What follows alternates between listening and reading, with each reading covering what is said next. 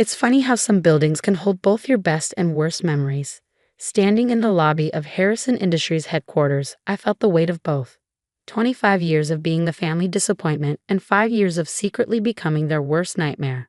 I'm Elizabeth Harrison, but my family barely acknowledges our shared last name anymore.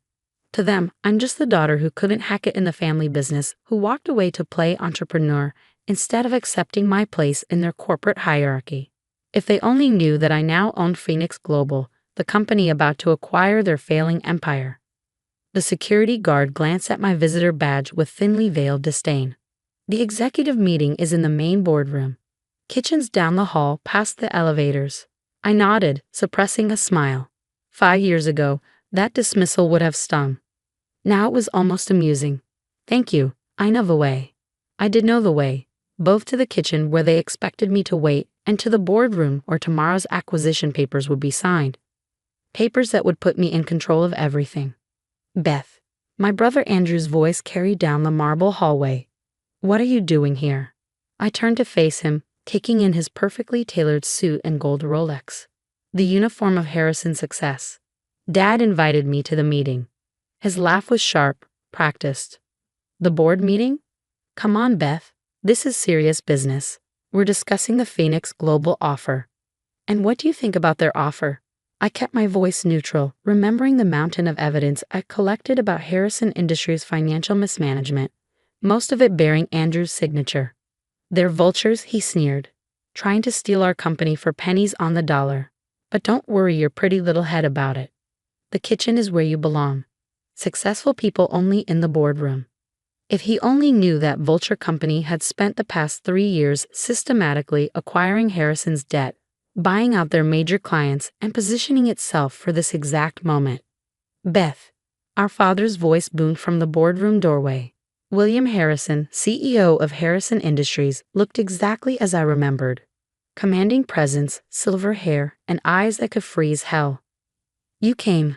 You asked me to, I said simply.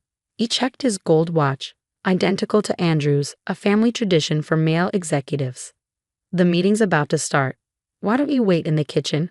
Margaret can bring you coffee. I thought about the past 5 years, building Phoenix Global in secret, orchestrating deals that made Harrison Industries look like a corner store, all while letting them believe I was barely scraping by with a small consulting business. I had just opened my mouth to respond when Harrison Industries CFO, David Chen, hurried down the hallway clutching a stack of papers. His face was pale, stressed. Mr. Harrison, he called out. We need to discuss these numbers before the meeting. The projections. Not now, David. My father's tone was sharp. We have more important matters to discuss. The Phoenix offer. Is an insult, Andrew interrupted. We're worth 10 times what they're offering. I had to bite my tongue. I knew exactly what Harrison Industries was worth. I'd spent years analyzing every detail, every weakness, every skeleton in their corporate closet. The kitchen, Beth, my father reminded me firmly. This isn't your concern. I walked toward the kitchen, their voices fading behind me. 5 years ago, this dismissal would have broken my heart. Now it was just the calm before the storm. The kitchen was exactly as I remembered. All stainless steel and granite, rarely used since executives ordered in for every meal. Margaret, the office manager who'd worked here since I was a child, looked up in surprise. Beth, is that really you? I smiled, embracing her warmly. She had been one of the few people who showed me kindness after I left the family business. Hello, Margaret. Still keeping this place running? She sighed, glancing toward the boardroom. Trying to. Things aren't good, though they'd never admit it. Your brother, she lowered her voice. His decisions haven't all been wise. I knew exactly which decision she meant. The failed expansion into South America. The disastrous merger with Tech Solutions. The string of discrimination lawsuits that had been quietly settled. All documented in Phoenix Global's due diligence report. I heard about the Phoenix offer, Margaret continued, pouring me coffee. Between us, we need it. The company's bleeding money, no matter what your father says. Is that why Dad invited me today? To witness their triumph over another takeover attempt? Margaret's expression turned knowing. Actually, he didn't invite you. David did. Said it was important you be here. That was interesting. David Chen had been Harrison Industries CFO for 15 years. He was also the only person who knew the true extent of the company's financial troubles. My phone buzzed.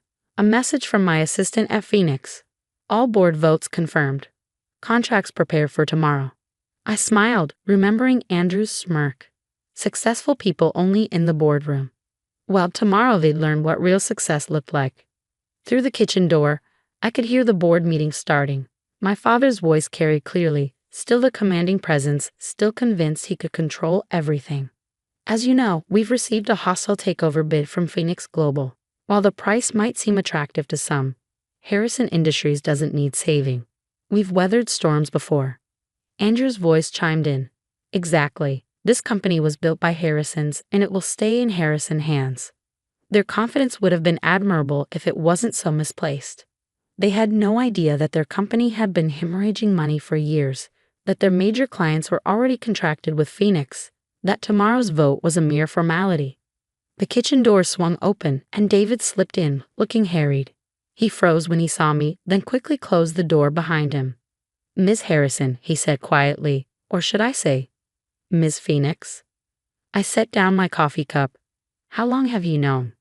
He smiled tiredly. I've tracked Phoenix Global's acquisitions for years. The pattern, the strategy, it all had your fingerprints. When I saw the offer, I knew. Does anyone else know? No, but they will tomorrow, won't they? I leaned against the counter. They left me no choice, David. Andrew's running this company into the ground, and Dad's too proud to stop him. He nodded. I know. That's why I made sure you were here today. They need to see, they need to understand what they've lost. Through the door, Andrew's voice rose excitedly. In fact, I'd just closed a deal that will show Phoenix exactly who they're dealing with.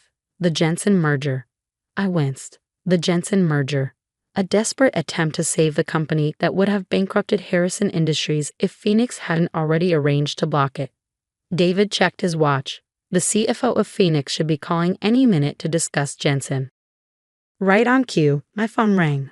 I answered, putting it on speaker. Go ahead, Marcus. Ms. Phoenix, the Jensen contracts have been terminated as arranged. Would you like me to inform Harrison Industries now or wait until tomorrow's board meeting? David's eyes widened at my title. Even he hadn't known I was CEO. Now is fine, I said loud enough to carry through the door. They should know exactly who they're dealing with. The kitchen door burst open. Andrew stood there, face twisted with rage. What did you just say? Who are you talking to? I stood up slowly, smoothing my simple dress. Marcus, please hold. I believe I'll deliver this news in person. Walking past my stunned brother, I entered the boardroom where my father and the board members sat in frozen silence. For the first time in 5 years, I took my place at the head of the table. The Jensen merger is dead, I announced calmly, just like every other desperate attempt to save this company will be. Unless, of course, you accept Phoenix's offer. My father's face had turned ashen. What are you talking about? How do you know about Jensen?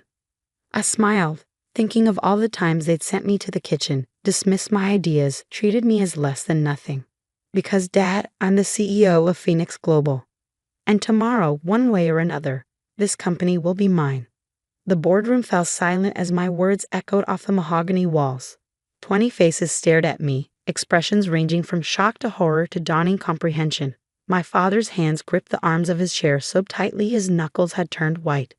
Andrew had stumbled back against the wall, his earlier arrogance evaporating like morning dew. Marcus, I spoke into the phone, still on speaker. Send in the transition team. Right away, Miss Phoenix. My father found his voice first. This is impossible. Phoenix Global is worth billions. You're just. Just what, Dad? I met his gaze steadily. Just the daughter you sent to the kitchen. Just the failure who walked away from the family business. The boardroom doors opened and my team walked in, senior executives from Phoenix, legal counsel, financial analysts. All people who had worked with me for years, who knew exactly who I was and what I was capable of. Ladies and gentlemen, I addressed the board. You have less than 24 hours to accept Phoenix's offer. If you refuse, we'll proceed with our alternative strategy. Andrew let out a strangled laugh. Alternative strategy? What alternative strategy? I nodded to my CFO, who distributed folders to each board member. Over the past 3 years, Phoenix Global has systematically acquired controlling interests in your major clients' companies. We've also purchased a significant portion of your debt. If you reject our offer, we'll simply redirect the business elsewhere." The board members flipped through the documents, their faces growing paler with each page. They were seeing the truth. How thoroughly I had outmaneuvered them, how completely I controlled their fate. "This is blackmail," Andrew shouted, finding his courage again. "You can't just walk in here and—" "Actually, I can, and I have." I pulled out another folder. "Would you like to discuss the Jensen merger, brother? Or perhaps we should talk about the discrimination lawsuits you thought you'd buried?" He sank into the nearest chair, the blood draining from his face. My father stood slowly, his authority crumbling before my eyes. "Why, Beth? If you wanted to come back, come back." I cut him off. "To what? Another lecture about knowing my place? Another reminder that real business is for the men in the family?" I gestured to my team. "I built something better, something you never thought I could do." David, still standing by the door, cleared his throat. "The company's finances, they're worse than anyone here knows. Without this merger—" "Shut up," Andrew snapped. "We don't need their money." "Actually," I said quietly, "you do. Your last 3 quarters have shown significant losses. The Jensen merger would have bankrupted you. Your stock price is about to plummet when the market opens tomorrow." I paused. "Unless, of course, you announce your merger with Phoenix Global." One of the board members, an elderly man who had known me since childhood, spoke up. "The terms of the acquisition, they're fair?" I nodded.